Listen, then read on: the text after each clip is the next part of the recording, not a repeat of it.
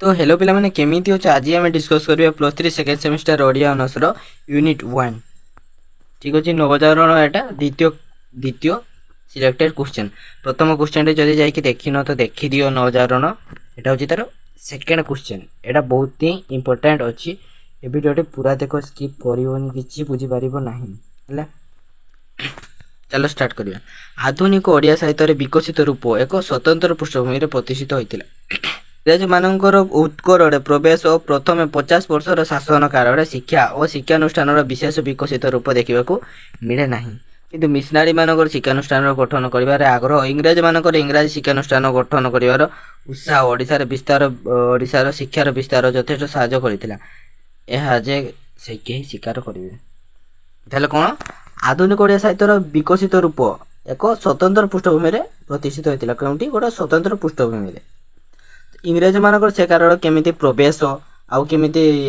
मिशनारी मानकर से 50 वर्ष कारण कौन कौन सब शिक्षानुष्ठान के देशर विकसित करते ता देखा मिले ना किंतु जेते माने किंतु जेते मिशनारी माने थिले मिशनारी मानकर शिक्षानुष्ठान गठन करिवार आग्रह इंग्रेज मानकर इंग्राजी शिक्षानुष्ठान गठन करिवार उत्साह शिक्षा विस्तार यथेष्ट साहाय्य करिथिला यहा जे केही स्वीकार करिवे ताऊ एक सत्य कथा जे पाठ्यपुस्तक रूपे से कारण पाठ्यपुस्तक किछि नथिला जहा किछि थिला सब ख्रिस्टियन धर्म प्रचार उद्देश्य रे थिला तेलु बंगाली मानकर प्रभाव ओडिसा रे विशेष भाव रे थिला ताले कोन सेतरे ओडिसा रो किछि पाठ्यपुस्तक नथिला से कारण हैला तो जहा किछि थिला सब ख्रिस्टियन धर्म प्रचार उद्देश्य रे थिला जहा किछि थिला सब ख्रिस्टियन धर्म प्रचार थिला सेति माई बंगाली मानकर प्रभाव ओडिसा रे विशेष भाव रे पडिथिला सेतरे सरकार माध्यम से माने कंपनी सरकार माध्यम से माने सबु क्षेत्र रे ओडिसा रो कार्य करूथिले माने सबु क्षेत्र सेतरे ओडिसा रे तो केही शिक्षित व्यक्ति नथिले तो से माने बंगाली माने समस्त आसी कि सेठारे कार्य करूथिले तो एमानको मध्यरु बहु प्राचीन और शास्त्रानुमोदित ओडिया भाषा को हटाइबा पई बंगाली माने कूट चक्रांत करथिले से माने ओडिसा रो ओडिया भाषा केमिति हटाई देबे ता पई से माने कूट चक्रांत चलाइथिले सेतेबे तो ए संपर्क में आलोचक पंडित सूर्यनारायण दास कहती अत्यंत दुखर कथा जे यही समय शक्तिशाली बंगीय राजकर्मचारी माने ओडिया भूखंड रे ओडिया भाषा लोप करी बंग भाषार प्रचलन पई उद्यम करते से माने ओडिया भाषा को हटाई देकिना से ओडिसा रे बंगाली भाषा किभଳି भाबरे प्रचलन करबे ता पई से माने उद्यम करथिले 1869 ख्रीष्टाब्द रे जुलाई रो प्रथम सप्ताह रे कटक स्टार संवादपत्र रे उमाचरण हालदारंकर ओडिया भाषा को बंगला भाषा रे बंगला अक्षर रे लेखिबा आवश्यक बोली एक सुदीर्घ पत्र इंग्राजी प्रकाश पाइला ना कौन 1869 ख्रीष्टाब्द रे जुलाई रो प्रथम सप्ताह रे कटक स्टार गोटे संवादपत्र थिला सेतरे इंग्रेज मानकर तो एही पत्रिका रे से माने उमाचरण हालदारंकर कोन ओडिया भाषा को किपरि बंगला अक्षर लेखिबा माने ओडिया भाषा को केमते बंगला अक्षर लेखिबा सेति पय से माने एही उद्देश्य प्रचार करिथिले एही उद्देश्य रे सुदीर्घ पत्र प्रचार करथिले या छडा ओडिया भाषा विलोप पई राजेंद्र लाल मित्र जे मतव्यक्त देथिले राजेंद्र लाल मित्र एही मतव्यक्त देथिले ओडिया भाषार विरोध पई ताको आलोचना करे पठा समत कहंती तत्कालीन भारत विख्यात ऐतिहासिक राजेंद्र लाल मित्र कटकर डिबेटिंग क्लब बैठक रे एक दीर्घ भाषण प्रदान करी जुक्ति करथिले जे ओडिया भाषा बंग भाषार एक उपभाषा मात्र ओडिसा रे ओडिया भाषा परिवर्ते बंग भाषार प्रचलन परे थार अशेष उपकार हेबो से कहिथिले जे ओडिया भाषा ता कोन गोटे बंगाली रो गोटे उपभाषा से माने को कहिथिले से भाषण के कहिथिला ए जो राजेंद्र लाल मित्र कहिथिले ओडिसा रे ओडिया भाषार परिवर्ते माने ओडिसा रे ओडिया भाषा को हटि देकिना ताहाकू जदि बंगाली भाषा ओडिसा रे प्रचलन करा गला से विशेष उपकार हेबो तांकर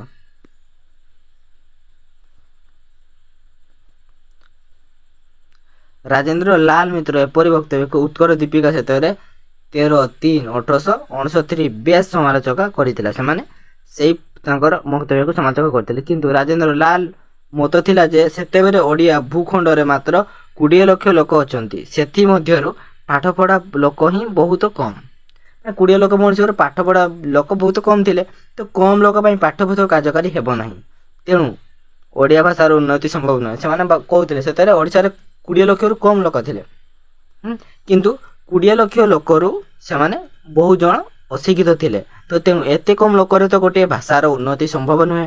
ତ ସେଥିପାଇଁ ବଙ୍ଗଦେଶ ବିସ୍ତୃତ ଅଞ୍ଚଳ ହୋଇଥିବାରୁ ପାଠ୍ୟପୁସ୍ତକ ବ୍ୟବସାୟରେ ପ୍ରଶସ୍ତ ସୁଯୋଗ ରହିଛି। ସୁତରାଂ ଏହି ସମୟରେ ଓଡ଼ିଆ ଭାଷୀ ଅଞ୍ଚଳ ଏବଂ ମାଦ୍ରାଜ ମଧ୍ୟପ୍ରଦେଶ ଏବଂ ବଙ୍ଗଳା ସହିତ ଖଣ୍ଡ ବିଖଣ୍ଡିତ ହୋଇ ଓଡ଼ିଆ ଭାଷା ବେଶ୍ ଅବହେଳିତ ହୋଇଥିଲା। ଊନବିଂଶ ଶତାବ୍ଦୀର ଏହି ଓଡ଼ିଆ ଭାଷା ବିରୋଧ ଆନ୍ଦୋଳନକୁ ଜଣେ ଓଡ଼ିଆ ଭାଷା ଓ ସଂସ୍କୃତି ପ୍ରେମୀ ପାଶ୍ଚାତ୍ୟ ପଣ୍ଡିତ ଅତ୍ୟନ୍ତ ଚମତ୍କାର ବିଶ୍ଳେଷଣ କରିଅଛନ୍ତି, ଯାହା ଆଧୁନିକ ଛାପା ସହିତ ବଞ୍ଚାଇ ରଖିବା ସମ୍ଭବପର ହେବ ନାହିଁ। ଇତିହାସ ଗୌରୀଶଙ୍କରଙ୍କ ସପକ୍ଷରେ ରାୟ ଦେଇ ସାରିଲାଣି। ତାହେଲେ କ'ଣ ନା ବଙ୍ଗଦେଶର ବିସ୍ତୃତ ହୋଇଥିଲା ସେଥିରେ ଯେଉଁ ଭାଷା ଏବଂ ପାଠ୍ୟପୁସ୍ତକ ବ୍ୟବସାୟରେ ପ୍ରଶସ୍ତ ସୁଯୋଗ ରହିଛି। ତ ତାହା ଓଡ଼ିଆ ଭାଷୀ ଅଞ୍ଚଳ ମାଦ୍ରାଜ ମଧ୍ୟପ୍ରଦେଶ ବଙ୍ଗଳା ବିଖଣ୍ଡିତ ହୋଇ ମାନେ ଓଡ଼ିଆ ଭାଷା ବହୁତ ଅବହେଳିତ ହୋଇଥିଲା ସେଇ ଟାଇମ୍ରେ। ତ ସେତିକି ନୁହେଁ, ବାଲେଶ୍ୱରର ଶିକ୍ଷକତା କରୁଥିବା କାନ୍ତିଚନ୍ଦ୍ର ଭଟ୍ଟାଚାର୍ଯ୍ୟ ଓଡ଼ିଆ ଏକ ସ୍ୱତନ୍ତ୍ର ଭାଷା ନୁହେଁ ଆନ୍ଦୋଳନ ଓଡ଼ିଆ একটা ସ୍ୱତନ୍ତ୍ର ଭାଷା ନୁହେଁ ଏକ ପତ୍ରିକା ବାହାର କରି ଓଡ଼ିଆ ଭାଷା ବିଲୋପ କରିବାକୁ ଚେଷ୍ଟା କରିଥିଲେ। କିଏ କରିଥିଲେ ନା ଆମର ବାଲେଶ୍ୱରରେ ଯିଏ ଶିକ୍ଷକତା କରୁଥିଲେ କାନ୍ତିଚନ୍ଦ୍ର ଭଟ୍ଟାଚାର୍ଯ୍ୟ, ସେ କହିଥିଲେ ଯେ ଓଡ଼ିଆ একটা ସ୍ୱତନ୍ତ୍ର ଭାଷା ନୁହେଁ, ଓଡ଼ିଆ একটা ସ୍ୱତନ୍ତ୍ର ଭାଷା ନାହିଁ। ପତ୍ରିକାରେ ବାହାର କରି ଓଡ଼ିଆ ଭାଷା ବିଲୋପ କରିବା ପାଇଁ ସେମାନେ ଚେଷ୍ଟା କରିଥିଲେ।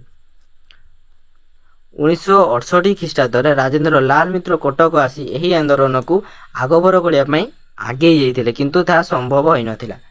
ସେ ଏହି ଯେଉଁ ଆନ୍ଦୋଳନକୁ ଆଗଭର କରିବା ପାଇଁ ସେମାନେ ଚେଷ୍ଟା କରିଥିଲେ, କିନ୍ତୁ ତାହା ସେତେବେଳେ ସମ୍ଭବ ହୋଇପାରି ନଥିଲା। ବାସ୍ତବିକ ସେ ସମୟରେ ଭାଷା ବିଲୋପ ଆନ୍ଦୋଳନ ତୀବ୍ର ରୂପ ଧାରଣ କରିଥିଲା। ସେମାନେ ସମସ୍ତେ ଭାଷା ବିଲୋପ ଆନ୍ଦୋଳନରେ ସବୁ ମାତି ଯାଇଥିଲେ, ବହୁତ ତୀବ୍ର ରୂପ ଧାରଣ କରିଥିଲା। ତ ସେ କାରଣରେ ଭାରତ ରାଜଧାନୀ କଲିକତାକୁ ପ୍ରକାଶିତ ବ୍ରାହ୍ମ ସମାଜର ମୁଖ୍ୟପତ୍ର ଇଣ୍ଡିଆନ ମିରରରେ ଉତ୍କଳର ଶିକ୍ଷା ପ୍ରଣାଳୀ ଶୀର୍ଷକ ଆଲୋଚନାରୁ ଜଣାଯାଇଥିଲା। ସେତେବେଳେ କ'ଣ ଓଡ଼ିଶାର ରାଜଧାନୀ ଥିଲା କୋଲକାତା। ତ ସେଇ କଲିକତାରୁ ଇଣ୍ଡିଆନ ମିରର ବା ଉତ୍କଳ ଶିକ୍ଷା ପ୍ରଣାଳୀ ଶୀର୍ଷକ ଆଲୋଚନା ରୂପେ ଜଣାଯାଇଥିଲା। ଉତ୍କଳ ଦୀପିକା ସାହିତ୍ୟ ପତ୍ରିକା କେତେବେଳେ ପ୍ରକାଶିତ ହୋଇଥିଲା 25/9/1869 ଖ୍ରୀଷ୍ଟାବ୍ଦରେ। ଓଡ଼ିଶାର ବଙ୍ଗଭାଷା ଶୀର୍ଷକ ଏହାର ସାରାଂଶକୁ ପୂର୍ଣ୍ଣ ମାତ୍ରାରେ ପ୍ରକାଶ କରିଥିଲେ। ଏ ସମ୍ପର୍କରେ ପଣ୍ଡିତ ସୂର୍ଯ୍ୟ ନାରାୟଣ ଦାସ ଊନବିଂଶ ଶତାବ୍ଦୀର ଓଡ଼ିଶାରେ ସମ୍ପାଦକଙ୍କ ଉକ୍ତିକୁ ଉଲ୍ଲେଖ କରି ଦର୍ଶାଇଛନ୍ତି ଯେ ବଙ୍ଗଳା ଭାଷାରେ ଉତ୍କୃଷ୍ଟ ପୁସ୍ତକମାନ ଅଛି ଓ ଏହି ଭାଷା ସହଜରେ ଶିକ୍ଷା ହୋଇପାରେ। ଉତ୍କଳୀୟମାନେ ଜାଣନ୍ତି ଯେ ଏ ଭାଷା ଯାହାଙ୍କର ଅଟଇ ସେମାନେ ବିଦ୍ୟା ଓ ସଭ୍ୟତାର ଅନେକ ଉନ୍ନତି ଲାଭ କରିଛନ୍ତି। ତାହେଲେ କ'ଣ ଉତ୍କଳ ଦୀପିକା କେବେ ପ୍ରକାଶିତ ହୋଇଥିଲା 25/9/1969 ମସିହାରେ। ବଙ୍ଗୀ ଭାଷା ଖ୍ରୀଷ୍ଟାବ୍ଦରେ ସେମାନେ ସମ୍ପାଦକ କରିଛନ୍ତି। ତ ସେଇ ଉତ୍କଳୀୟମାନଙ୍କୁ ଚ୍ୟାଲେଞ୍ଜ ଗୋଟେ ଦେଇଥିଲେ। ତା କ'ଣ ନା ଉତ୍କଳୀୟମାନେ ତାଙ୍କୁ କହିଥିଲେ ସେଇ ଟାଇମ୍ରେ ଏ ଭାଷା ଯାହାଙ୍କର ଅଟଇ ସେମାନେ ବିଦ୍ୟା ଓ ସଭ୍ୟତାର ଅନେକ ଉନ୍ନତି ଲାଭ କରିଛନ୍ତି। ଆଉ ଜାଣନ୍ତି ଯେ ବଙ୍ଗଭାଷା ବିସ୍ତୃତ ରାଜ୍ୟଖଣ୍ଡ ଓ ଅନ୍ୟାନ୍ୟ ଅନେକ ଜାତିର ଲୋକଙ୍କ ମଧ୍ୟରେ ବ୍ୟବହୃତ ହୁଏ ଏବଂ ତାହାର ଗଠନ ସୁନ୍ଦର। ଓଡ଼ିଆ ଭାଷାର ଗଠନ ଗୋଟେ ସୁନ୍ଦର, ସ୍ୱର ସୁଶ୍ରାବ୍ୟ, ଉଚ୍ଚାରଣ କରିବା ସହଜ ଓ ତାଙ୍କ ମାତୃଭାଷାଙ୍କ ଠାରୁ ଉତ୍କୃଷ୍ଟ ଅଟେ। ଏହି ସମସ୍ତ ଜାଣି ବଙ୍ଗାଳୀମାନଙ୍କ ଠାରୁ ବଙ୍ଗାଳୀମାନଙ୍କ ଠାରୁ ଅନେକ ପ୍ରକାର ସାହାଯ୍ୟ ପ୍ରତ୍ୟାଶା କରି ଉତ୍କଳୀୟମାନେ ଆପଣା ପୁତ୍ରକୁ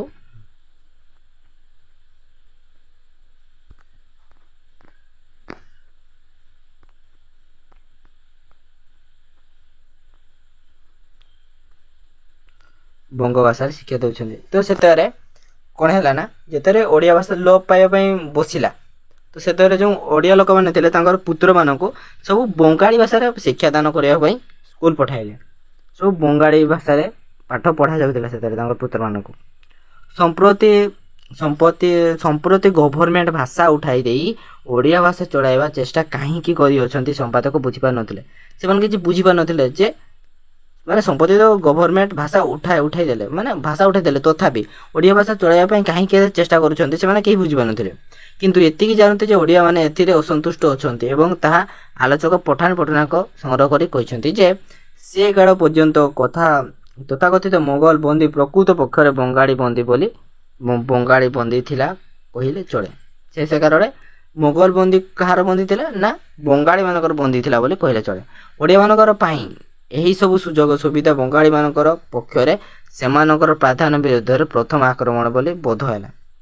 ତା କ'ଣ ମାନେ ଓଡ଼ିଆମାନଙ୍କ ପାଇଁ ଏହି ସୁଯୋଗ ସୁବିଧା ବଙ୍ଗାଳୀମାନଙ୍କ ପକ୍ଷରେ ମାନେ ବଙ୍ଗାଳୀମାନଙ୍କ ପକ୍ଷରେ ପ୍ରାଧାନ୍ୟ ବିରୋଧରେ ପ୍ରଥମ ଆକ୍ରମଣ ବୋଲି ବୋଧ ହୋଇଗଲା। ତେଣୁ ସେମାନଙ୍କ ମଧ୍ୟରେ ପ୍ରବଳ ଭାବରେ ପ୍ରତିକ୍ରିୟା ସୃଷ୍ଟି ହେଲା। ସେଥିପାଇଁ ବୋଧେ କଟକ ଡିବେଟିଂ ସୋସାଇଟିରେ ରାଜେନ୍ଦ୍ର ଲାଲ ମିତ୍ର କହି ପକାଇଲେ ଯେ ଓଡ଼ିଆ ଭାଷା ଉଠି ନ ଯିବା ପର୍ଯ୍ୟନ୍ତ ଓଡ଼ିଶାର କୌଣସି ଉନ୍ନତିର ସମ୍ଭାବନା ନାହିଁ। ସେ କହିଥିଲେ ଓଡ଼ିଆ ଭାଷା ଯେ ପର୍ଯ୍ୟନ୍ତ ନ ଉଠିଯିବ ଓଡ଼ିଶାରେ କିଛି ଉନ୍ନତି ହୋଇପାରିବ ନାହିଁ। ପ୍ରକାଶକର ବ୍ୟବସାୟ ନେଇ ଆଲୋଚନା କରିବାକୁ ଯାଇ ରାଜେନ୍ଦ୍ର ଲାଲ ମିତ୍ର ଏହି କଥା କହି ପକାଇଲେ ବୋଲି ବୋଧ ହେଉଛି। ଆଜିକାଲି ପରି ସେ ସମୟରେ ବି ବହି ପ୍ରକାଶ ବ୍ୟୟ ସାପେକ୍ଷ ଥିଲା। କେବଳ 2 ପ୍ରକାରର ବହି ପ୍ରକାଶ କଲେ ଲାଭ ମିଳୁଥିଲା। ଯଦି 2 ପ୍ରକାରର ବହି ତୁମେ ପ୍ରକାଶ କରିଦେବ ସେଥିରେ ସେଇଟା ତୁମକୁ ଲାଭ ମିଳୁଥିଲା। ପାଠ୍ୟପୁସ୍ତକ ପ୍ରାଚୀନ ସାହିତ୍ୟ ସେଦିନ ପରୀକ୍ଷାମୂଳକ ପାଶ୍ଚାତ୍ୟମୁଖୀ ଗଦ୍ୟ ଓ ପଦ୍ୟ ପ୍ରକାଶ କରିବାକୁ ଗଲେ ପୃଷ୍ଠପୋଷକତା ଲୋଡ଼ା ଥିଲା।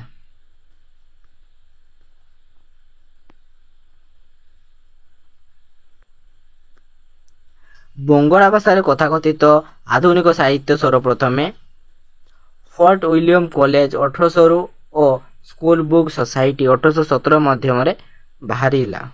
ସେହି 2 ଅନୁଷ୍ଠାନ ସରକାରୀ ପଇସାରେ ଚଳୁଥିଲା। କେଉଁ 2ଟି ଅନୁଷ୍ଠାନ? ଗୋଟେ ଫୋର୍ଟ ୱିଲିୟମ କଲେଜ ଆଉ ଗୋଟେ ସ୍କୁଲ ବୁକ୍ ସୋସାଇଟି। ତାପରେ ଆଧୁନିକ ବଙ୍ଗଳା ସାହିତ୍ୟ କ୍ରମେ ପତ୍ର ପତ୍ରିକାରେ ବାହାରିବାକୁ ଲାଗିଲା। ତେବେ ବି ଧନୀ ଅଭିଜାତ ବଙ୍ଗାଳୀ ପରିବାରର ସାହାଯ୍ୟ ନ ନେଇ ଏହି ପତ୍ର ପତ୍ରିକା ଖୁବ୍ ବେଶୀ ଦିନ ବଞ୍ଚି ରହିପାରୁନଥିଲା। ସେଥିପାଇଁ ମନେ ହେଉଛି ଯେପରିକି ରାଜେନ୍ଦ୍ର ଲାଲ ମିତ୍ର କେବଳ ଗୋଟିଏ ଗୁରୁତ୍ୱପୂର୍ଣ୍ଣ ପ୍ରଶ୍ନ ଉଠାଇବାକୁ ଚାହୁଁଥିଲା। ସେମାନେ ଗୋଟିଏ ଗୁରୁତ୍ୱପୂର୍ଣ୍ଣ ଉତ୍ତରକୁ ସେମାନେ ଉଠାଇବାକୁ ଚାହୁଁଥିଲେ।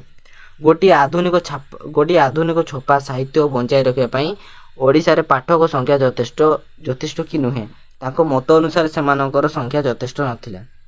ତା କ'ଣ ଗୋଟିଏ ଆଧୁନିକ ଛପା ସାହିତ୍ୟ ବଞ୍ଚାଇ ରଖିବା ପାଇଁ ଓଡ଼ିଶାରେ ପାଠକ ସଂଖ୍ୟା ଯଥେଷ୍ଟ କି? ତେଣୁ ମତ ଅନୁସାରେ ସେମାନଙ୍କର ସଂଖ୍ୟା ଯଥେଷ୍ଟ ନଥିଲା।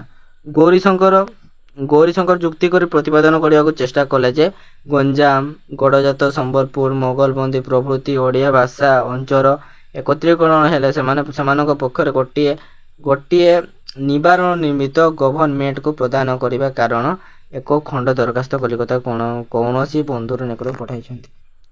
এটা କ'ଣ ବୁଝିଲ ନା ଗଞ୍ଜାମ ଗଜରାତ ସମ୍ବଲପୁର ମୋଗଲବନ୍ଦୀ ପ୍ରଭୃତି ଓଡ଼ିଆ ଭାଷା ସେମାନେ ଖଣ୍ଡରୁ ଗୋଟେ ଦରଖାସ୍ତ ନିକଟରେ ତାଙ୍କୁ ପଠାଇଥିଲେ।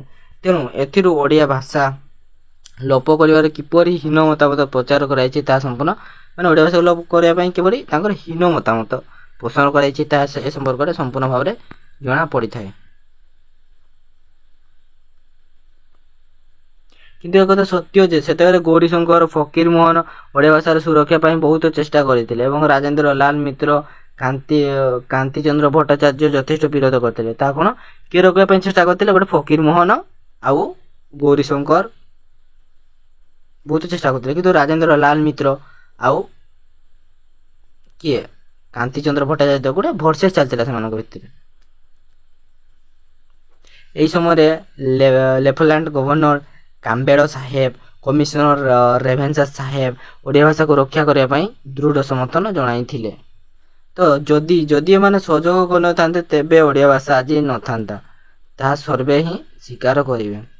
ସେତେବେଳେ ଏଥିପାଇଁ ଏକ ଘଟଣାକୁ ଇତିହାସକାର ପଠାଣି ପଟ୍ଟନାୟକ ଉଲ୍ଲେଖ କରିଅଛନ୍ତି। ସେତେବେଳେ ଓଡ଼ିଆ ଶିକ୍ଷା ପ୍ରଚାର ପାଇଁ ରାଜକୀୟ ନିଯୁକ୍ତି ପାଇଥିଲେ ଡେପୁଟି ଇନ୍ସପେକ୍ଟର ବାବୁ ଶିବଦାସ ଭଟ୍ଟାଚାର୍ଯ୍ୟ। ଓଡ଼ିଆ ଭାଷା ଉଚ୍ଛେଦ ପାଇଁ କାର୍ଯ୍ୟ କରୁଥିବାରୁ ତାହାକୁ ତୁରନ୍ତ ବଦଳି ହେଲେ କ'ଣ ନା ସେତେବେଳେ ଓଡ଼ିଆ ଭାଷାକୁ ହଟାଇବା ପାଇଁ କାହାକୁ ନିଯୁକ୍ତି ଦେଇଥିଲା? ଇନ୍ସପେକ୍ଟର ବାବୁ ଶିବ ଦାସ ଭଟ୍ଟାଚାର୍ଯ୍ୟ ତାହାକୁ ନିଯୁକ୍ତି ଦେଇଥିଲେ ଓଡ଼ିଆ ଭାଷା ହଟାଇବା ପାଇଁ। କିନ୍ତୁ ସେମାନେ ଓଡ଼ିଆ ଭାଷାକୁ ଉଚ୍ଛେଦ ପାଇଁ କାର୍ଯ୍ୟ କରୁଥିବାରୁ ତାହାକୁ ତୁରନ୍ତ ବଦଳି ଦିଆଗଲା ଏବଂ ତାହା ଉତ୍କଳ ଦୀପିକା ପତ୍ରିକାରୁ ଜଣା ପଡ଼ିଥାଏ। ତେବେ ସେ ଯାହା ହେଉ ବଙ୍ଗାଳୀମାନେ କେବଳ ଓଡ଼ିଆ ଭାଷା ନୁହେଁ ଆସାମୀ ଭାଷାକୁ ମଧ୍ୟ ଲୋପ କରିବାକୁ ଚେଷ୍ଟା କରିଥିଲେ। ଆସାମୀ ଭାଷାକୁ ସେମାନେ ଲୋପ କରିବା ପାଇଁ ଚେଷ୍ଟା କରିଥିଲେ ବଙ୍ଗାଳୀମାନେ। କମିଶନର ରେଭେନ୍ସା ସାହେବ କଲେକ୍ଟର ବିମ୍ ସାହେବ ଭଳି ପାଶ୍ଚାତ୍ୟ ପ୍ରଶାସକ ଶୁଭ୍ର ଦୃଷ୍ଟି ଯୋଗୁଁ ଓଡ଼ିଆ ଭାଷା ଆଜି ବଞ୍ଚି ରହିଛି ଏହା ଦର୍ଶାଇ ଇଂରେଜମାନଙ୍କ ଡକ୍ଟର ବାଉରୀ ବନ୍ଧୁକର କୁହନ୍ତି ରାଜେନ୍ଦ୍ର ଲାଲ ମିତ୍ର ଆଉ ଗୋଟେ କାନ୍ତିଚନ୍ଦ୍ର ପ୍ରମୁଖ ଓଡ଼ିଆ ଭାଷା ବିରୁଦ୍ଧରେ ମଧ୍ୟ ତତ୍କାଳୀନ ଡିପିଆଇ ଆଟକିନସନ୍ ସାହେବଙ୍କୁ ପ୍ରଭାବିତ କରିଥିଲେ। ସେ 1874 ମସିହାରେ ଓଡ଼ିଶା ଆସିବା ବେଳେ ତାଙ୍କୁ ସର୍ବସାଧାରଣ ଭାଷା ଧ୍ୱଂସକାରୀ କଳା ପାହାଡ଼ ଭାବରେ ବିଦ୍ରୂପ କରି ଉତ୍କଳ ଦୀପିକାରେ ବହୁ କଥା କହିଛନ୍ତି। କାହାକୁ କଳା ପାହାଡ଼ କୁହାଯାଇଥିଲା? ନା ଡିପିଆଇ ଆଟକିନସନ୍ ସାହେବଙ୍କୁ ଭାଷା ଧ୍ୱଂସକାରୀ କଳା ପାହାଡ଼ ଭାବରେ ବିଦ୍ରୂପ କରାଯାଇଥିଲା। ଓଡ଼ିଆ ଭାଷା ହତୋଇସି ଜୋନ୍ ବାମ୍ସ ଇ ରେଭେନ୍ସା ସାହେବ ପ୍ରମୁଖଙ୍କ ଉଦ୍ୟମରେ ଓଡ଼ିଆ ଭାଷାର ସ୍ୱାର୍ଥ ରକ୍ଷା ହୋଇଥିଲା। ଓଡ଼ିଆ ଭାଷା ପୂର୍ବବତ୍ 1880 ମସିହା ବେଳକୁ ଶିକ୍ଷାର ମର୍ଯ୍ୟାଦା ନେଇ ସ୍କୁଲମାନଙ୍କରେ ଶିକ୍ଷା ଦିଆଗଲା। ଯେଉଁ ବଙ୍ଗାଳୀମାନେ ଏ ଭାଷାକୁ ବିଲୋପ କରିଦେବାର ଚକ୍ରାନ୍ତ କରୁଥିଲେ, ସେଇ ବାଲେଶ୍ୱର ସ୍କୁଲର ଜଣେ ବଙ୍ଗାଳୀ ହେଡ଼ମାଷ୍ଟର ଦ୍ୱିଜ ଦାସ ଦତ୍ତ ଓଡ଼ିଆ ଭାଷା ବଙ୍ଗ ଭାଷାର ଅପଭ୍ରଂଶ ନୁହେଁ। ସେ ଭାବୁଥିଲେ ଓଡ଼ିଆ ଭାଷା ବଙ୍ଗ ଭାଷା ଅପଭ୍ରଂଶ ନୁହେଁ। ଶୀର୍ଷକ ବକ୍ତୃତା ଦେଲେ। ରାଧାନାଥ ଫକୀରମୋହନ ମଧୁସୂଦନ ପ୍ରମୁଖ ଦ୍ୱାରା ଓଡ଼ିଆ ପାଠ୍ୟପୁସ୍ତକ ରଚନା କରି ଉଚ୍ଚକୋଟୀର ସାହିତ୍ୟ ସୃଷ୍ଟି କରି ଓଡ଼ିଆ ସାହିତ୍ୟର ଆଣିଲେ ନବୀନ ଭାବ ସ୍ପନ୍ଦନ। ତ ଆଜିର ଟପିକଟି ଏଇଠି ସରିଲା। ଆଜିର ଭିଡ଼ିଓଟି ଏଇଠି ମୁଁ ରଖୁଛି। ଯଦି ଭିଡ଼ିଓଟି ଭଲ ଲାଗୁଛି ଚ୍ୟାନେଲଟିକୁ ସବସ୍କ୍ରାଇବ୍ କରନ୍ତୁ।